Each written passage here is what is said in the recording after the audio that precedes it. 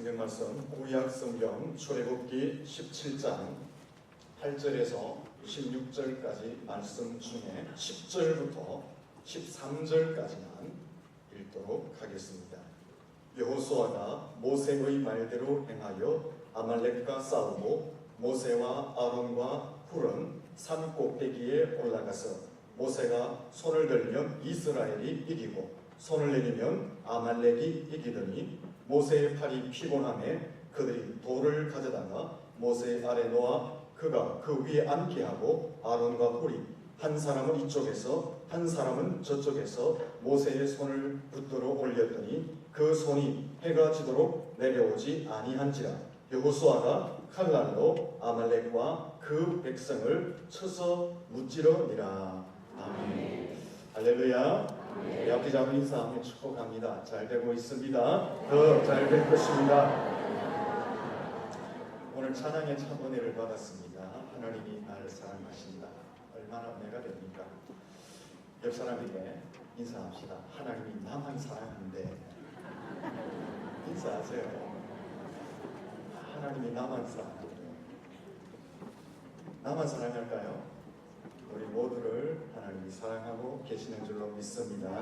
다시 한번 인사합시다. 너도 사랑한단다. 우리가 하나님의 사랑 안에 은혜 가운데 머물러 있는 주의 백성들인 줄로 믿습니다. 여러분 얼굴 붉히면 안 돼요. 하나님 사랑 안에 있습니다. 사랑하며 세워주며 아껴주며 이해하며 보살펴주며 보담아주고 그렇게 사시기를 바랍니다. 지난주에 말씀을 이어서 무엇으로 세상을 이길 것인가? 지난주에는 첫 번째 말씀을 드렸습니다. 거친 세상, 불안한 세상을 무엇으로 이기며 승리하며 살 수 있을까? 지난주에 비결이 뭐라고 말씀드렸습니까? 이미 해답을 드렸습니다. 무엇이라고 말씀을 드렸습니까? 따라합니다. 말씀. 이미 답을 다 문제 가운데 줬습니다.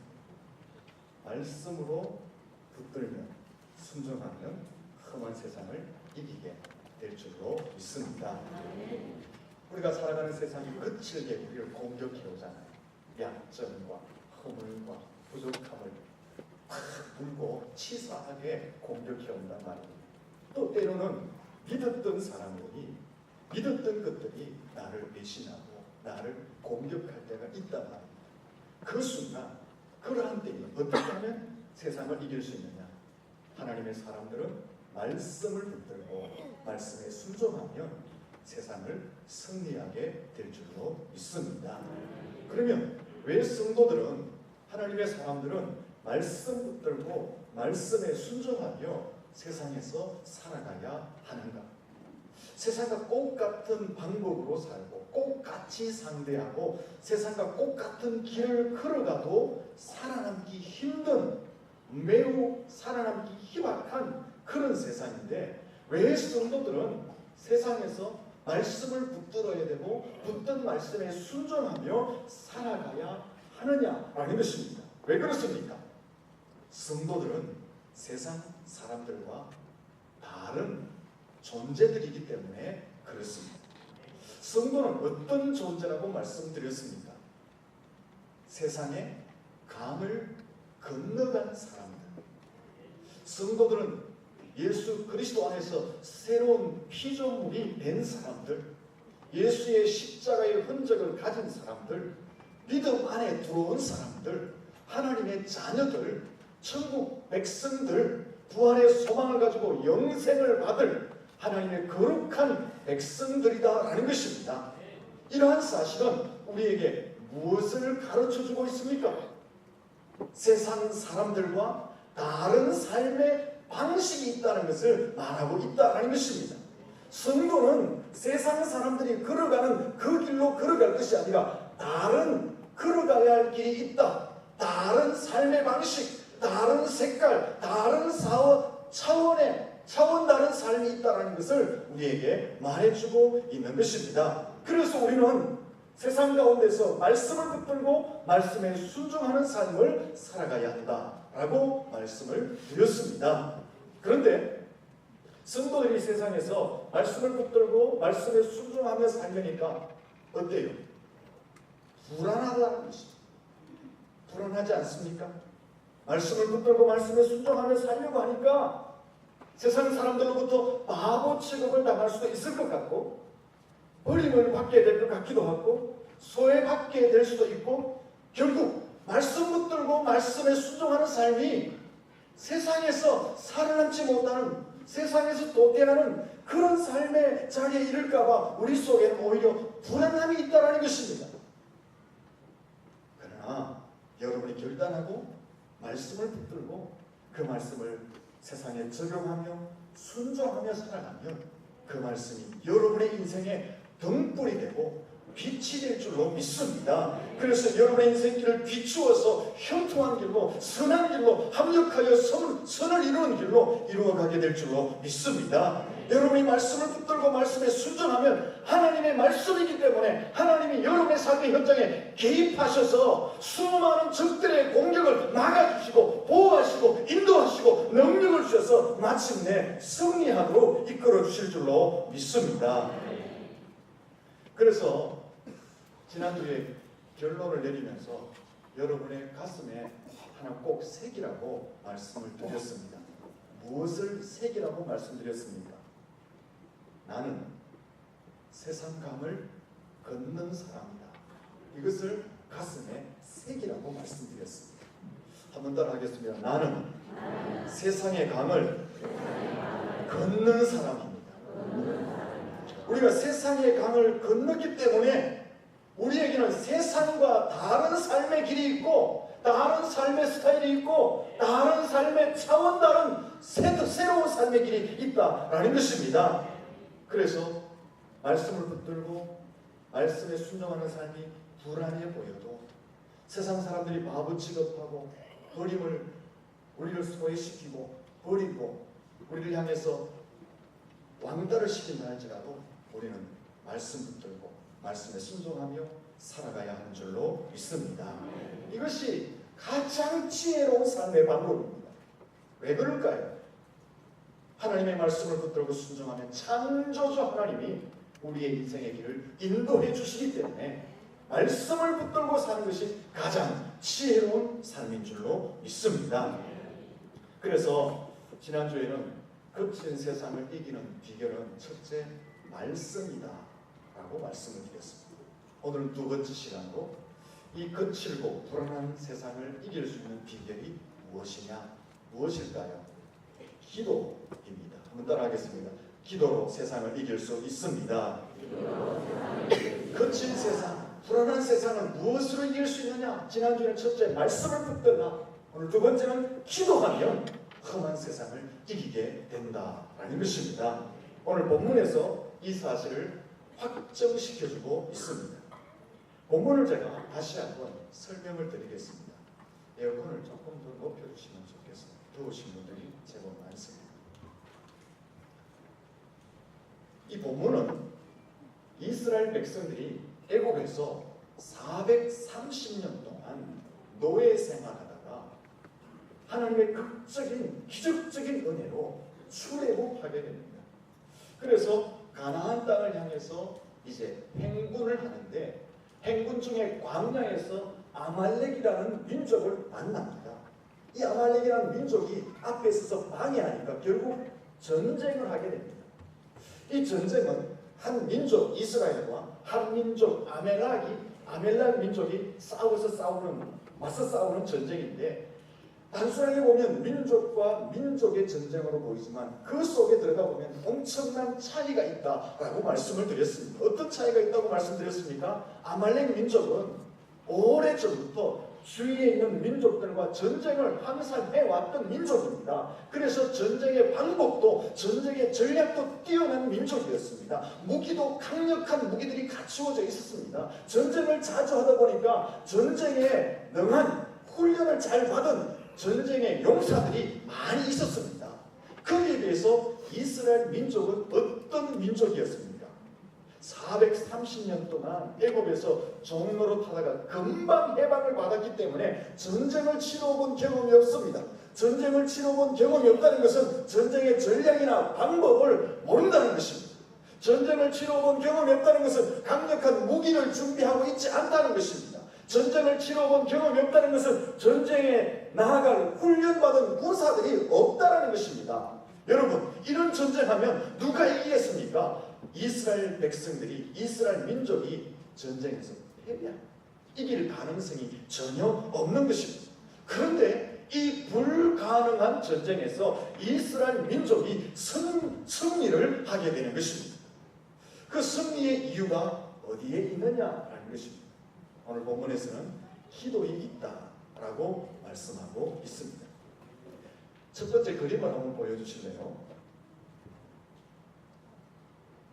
저게 이제 이스라엘 민족이 출애굽하는, 여러분이 자주 보는 그림인데요. 지금 이스라엘 민족이 저곳에서 여기 애국 땅에서 430년 동안 종로로 타다가 이제 출애굽하는 거예요.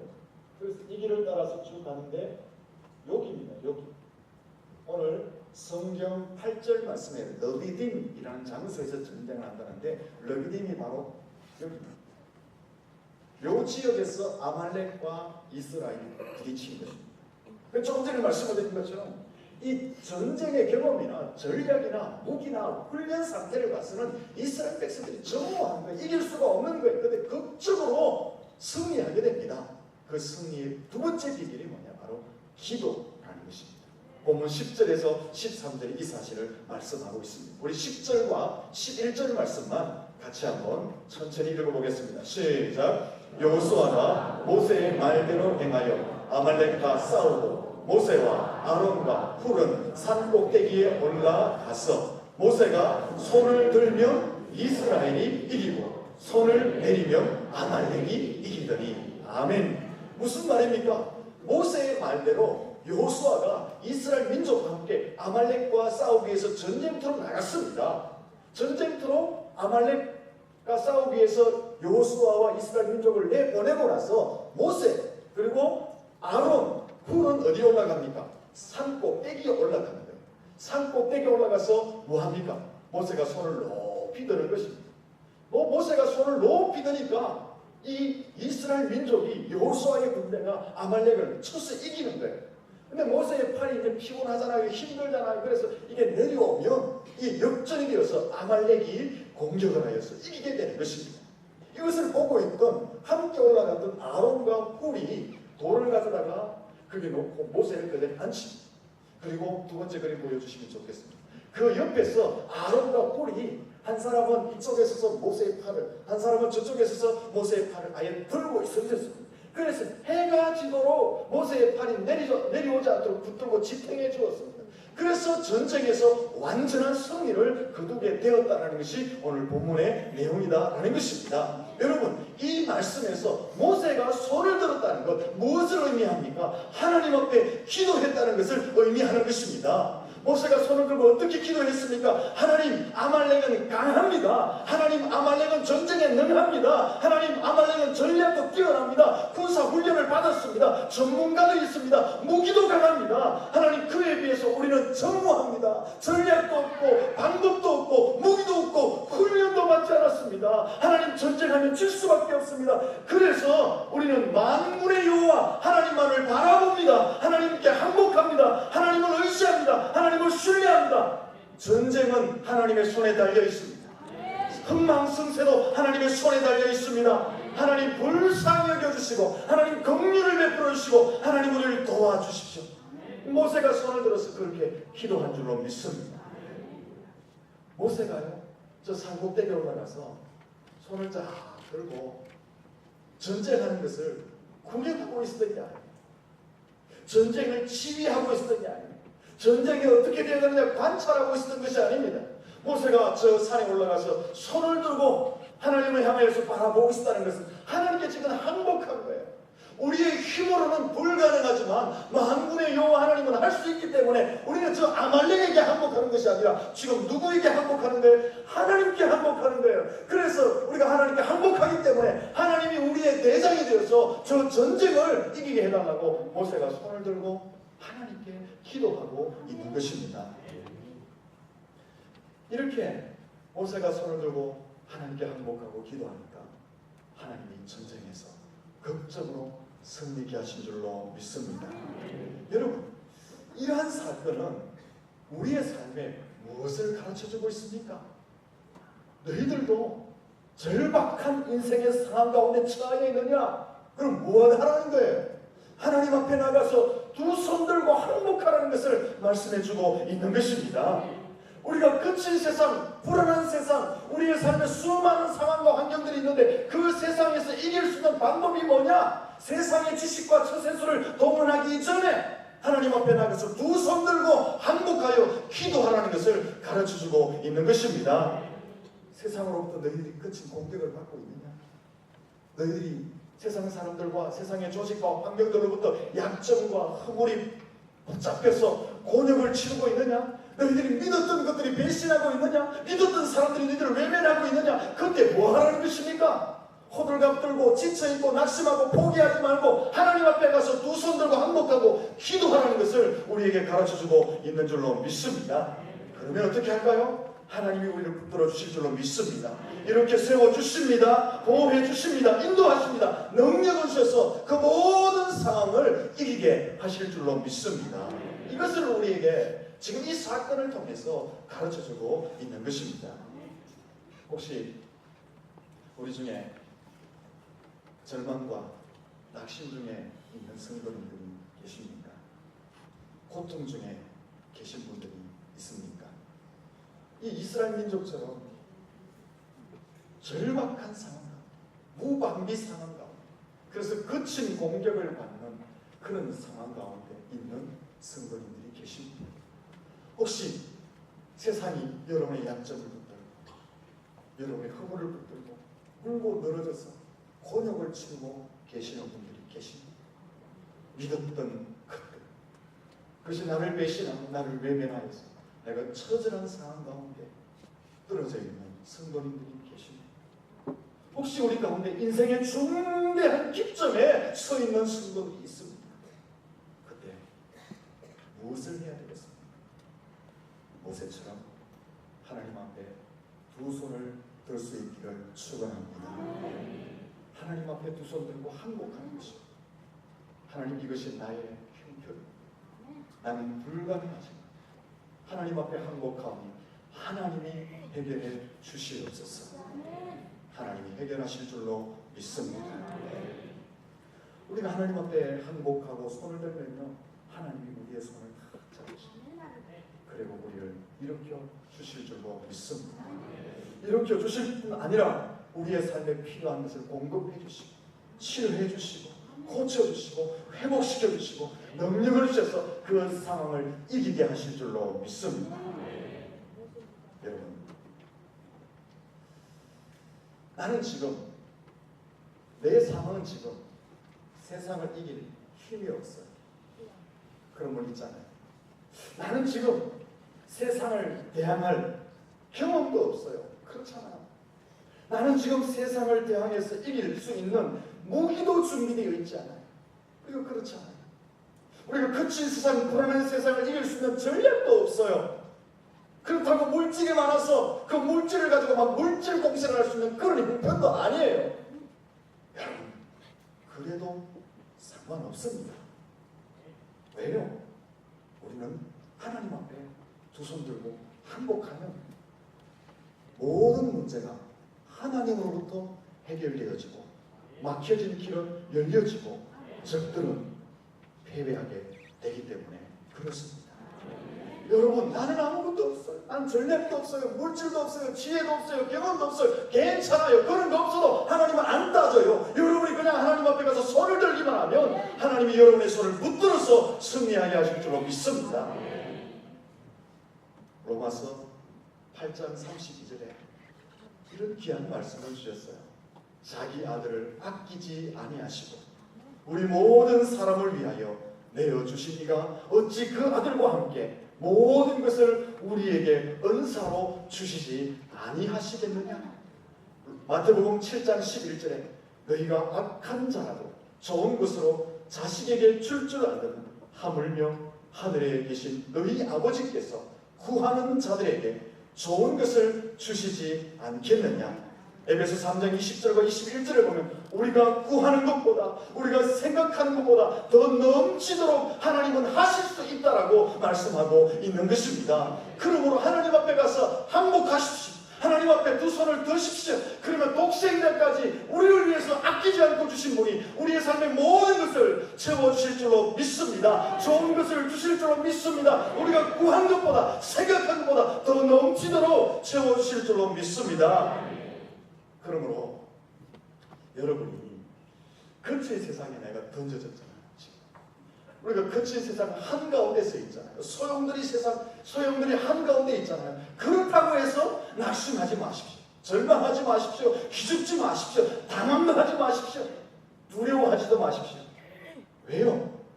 우리는 손들고 나아가 항복할 하나님이 계시기 때문에 두려워할 필요가 없는 줄로 믿습니다. 여러분 바쁘지요? 피곤하지요? 힘들지요? 세상 살다 보니까 얼마나 지쳐요. 내 뜻대로 안 되니까 삶의 의욕도 막 떨어지고 온몸이 아프잖아요. 지금도 아파가지고 막 이렇게 사람 많습니다. 온몸이 아프고 스트레스 받고 내일에 대한 희망이 보이잖아요. 그래서 아이고 죽겠다 지쳐있잖아요. 거기서 지쳐있지 마시고 하나님 앞에 나아가 두 손 들 수 있기를 예수님 이름으로 축원합니다. 그러면 하나님 손 잡아주세요. 하나님이 손을 잡으시면 이렇게 세우실 줄로 믿습니다. 우리 옆 사람과 인사합시다. 하나님이 손 잡으시면 모든 것이 해결됩니다. 미국의 백화점 왕 워너 메이커라는 사람 이야기 많이 듣죠. 이 사람은 백화점이 지점이 몇 개나 있느냐 하면 160개나 있었다. 160개.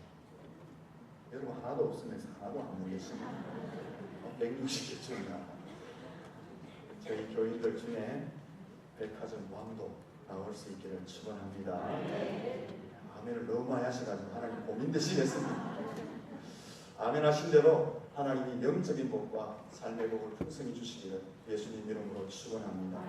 우리 예수 믿는 사람 영적으로 잘 되고 육적으로 잘 되어서 하나님 영광 돌려야 되잖아요. 그런 꿈을 가지고 소망을 가지고 살아가셔야 됩니다. 그렇게 되시기를 축원합니다.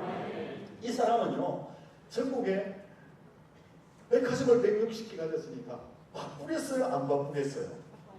당연히 바쁘죠. 근데 이 사람의 성공 전략이 있더라. 그게 뭔지 아세요? 안 바쁘면 하루의 기도를 1시간 하고, 조금 바쁘면 하루의 기도를 2시간 하고, 눈코 뜰 새 없으면 하루의 기도를 몇 시간 할까요? 3시간 하더라고요. 이건 무엇을 이야기할까요? 이 워너메이커가 인생의 성부를 어디에 걸었다는 거예요? 기도에 걸었다. 사랑하는 성도, 바쁘다는 것은 무엇을 이야기합니까? 바쁘다는 것은 뭘 이야기해요? 일이 많다는 거예요, 여러분. 일이 많다는 것은 무엇을 이야기합니까? 하나님의 도움과 하나님의 함께 하심이 절대적으로 필요하다는 것을 이야기하는 거예요. 그래서 이 워너메이커는 이 질서, 이 비밀을 알았기 때문에 바쁘면 바쁠수록 하나님의 도우심이 필요하기 때문에 인생의 성공을 어디를 걸었느냐? 사람들과 조직과 지혜와 이 기관들에게 그런 것이 아니라 하나님께 기도하는데 인생의 성공을 걸었다 그 말입니다. 우리는 어떻습니까? 여러분들은 어떻습니까? 바쁘면, 힘든 일이 많으면, 피곤해지면, 지치면, 의욕이 떨어지면, 몸이 아프면, 스트레스 받으면 어떻게 합니까? 따라합니다. 기도를 더 멀리 하지요. 따라하세요.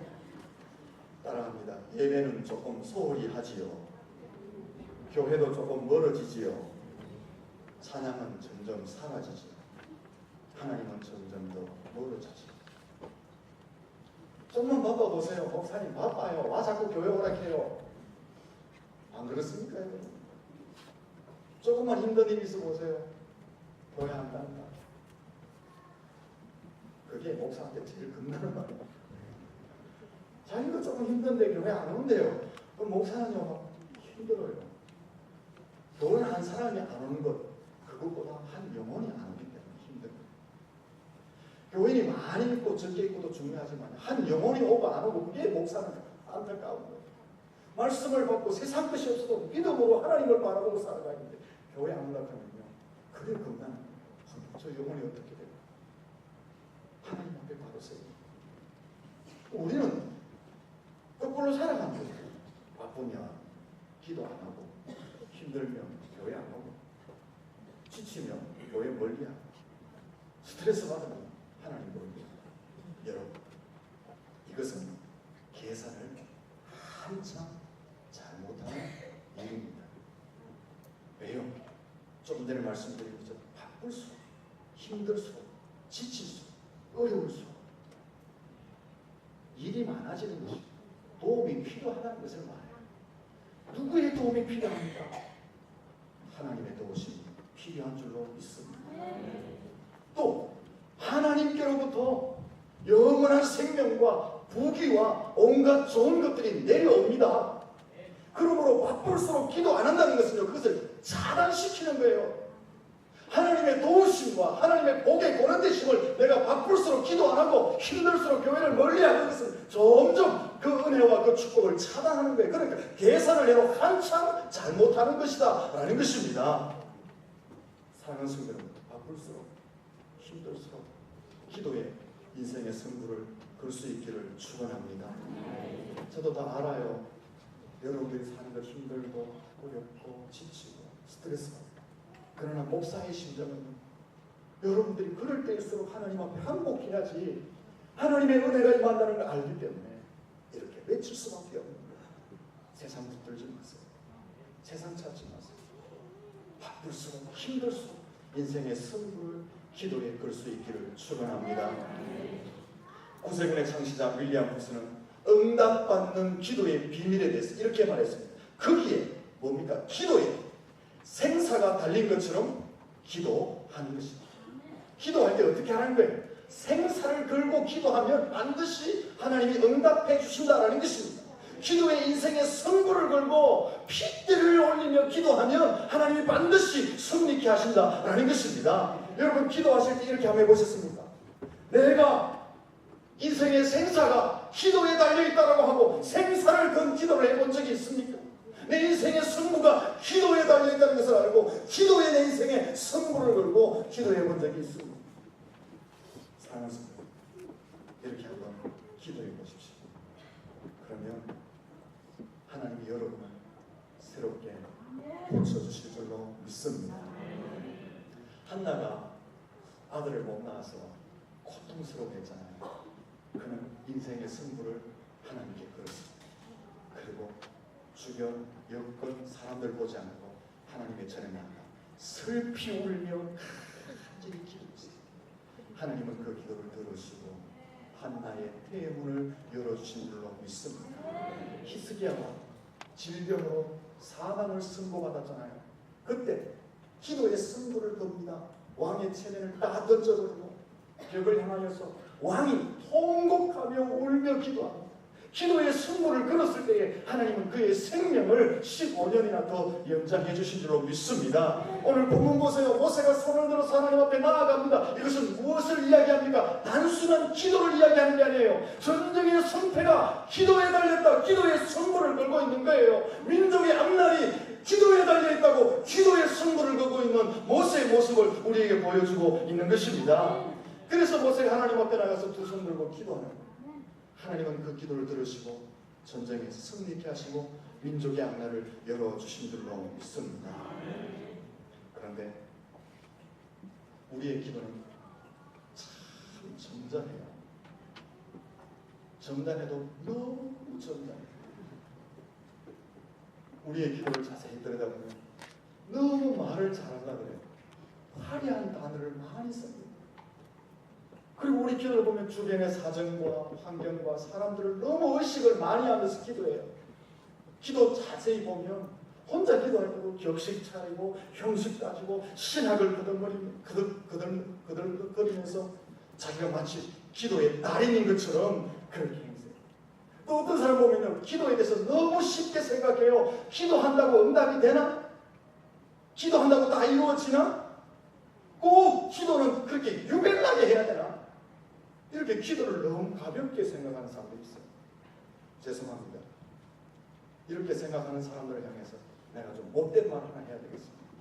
신앙도 없는 것이, 교회 생활도 제대로 안 하는 것이, 성경 말씀도 제대로 모르는 것이, 믿음도 제대로 없는 것이, 그런 것은 바닥치고 있으면서 못된 것만 배웠다. 나 그거 말하고 싶어요. 못된 것만 배웠어요.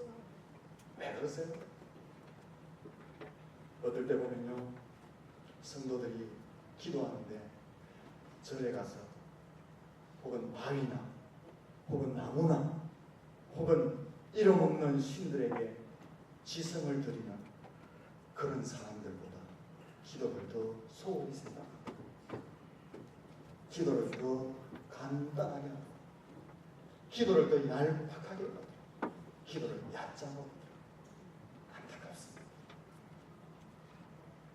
사랑하는 성도님, 이제 기도하실 때에 기도의 사생결단하고 기도할 수 있기를 축원합니다. 인생의 승부가 달린 것처럼 기도할 수 있기를 축원합니다. 안 해보고 여러분 안 된다 하지 마소죠. 기도 사생결단하고 기도 안 해보고 기도의 인생의 승부를 안 걸어보고 하나님 복 안 준다, 하나님 살아있나, 부흥이 되나, 내 인생이 잘 되나, 그렇게 말하지 말고 진짜 한번 사생결단해보세요. 진짜 인생의 승부를 걸고 기도해보세요. 반드시 하나님은 살아계시기 때문에 우리의 인생을 붙드시고 세워주실 줄로 믿습니다. 정장, 체면, 형식, 가식, 의식 다 던져버리고 꼭 유별나게 기도해야 되나, 이런 생각을 던져버리고 따라합시다. 유별나게 기도하자. 기도할 때 유별나게 해보세요. 그러면 유별나게 하나님이 응답하실 줄로 믿습니다.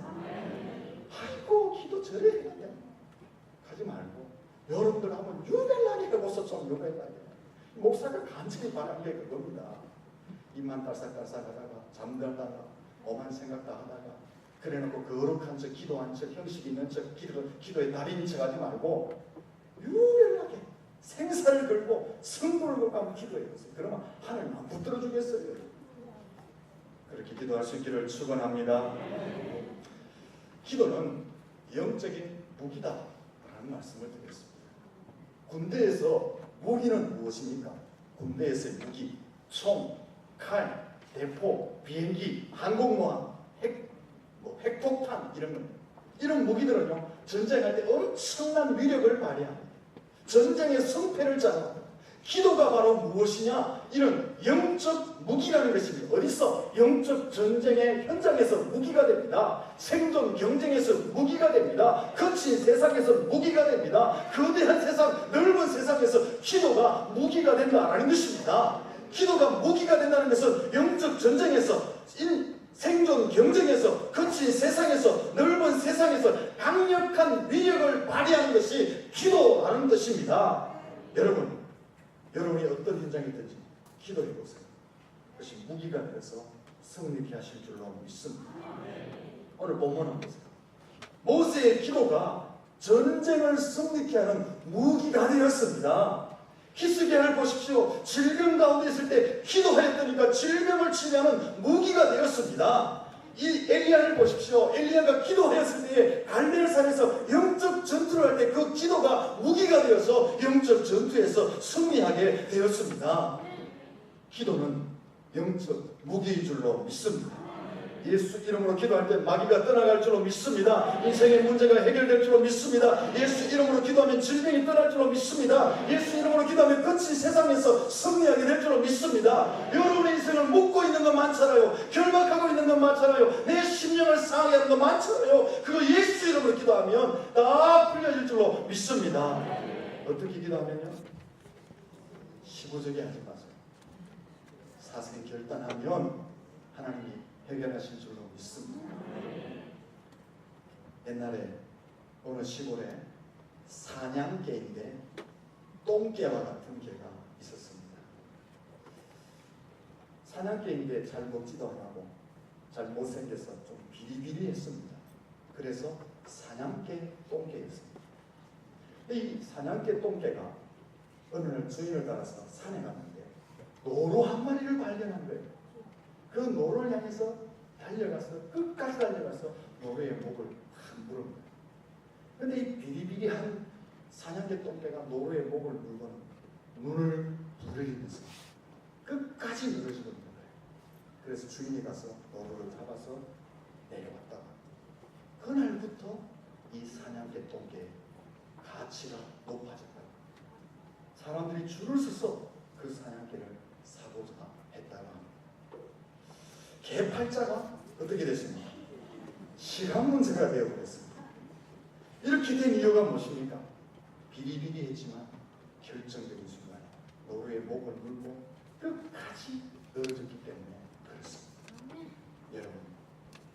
여러분의 인생을 새롭게 하고 싶습니까? 여러분의 인생을 가치 있게 하고 싶습니까? 여러분의 인생 가운데 승리의 삶을 살고 싶습니까? 그렇다면 하나님 앞에 나가서 어떻게 해야 되겠습니까?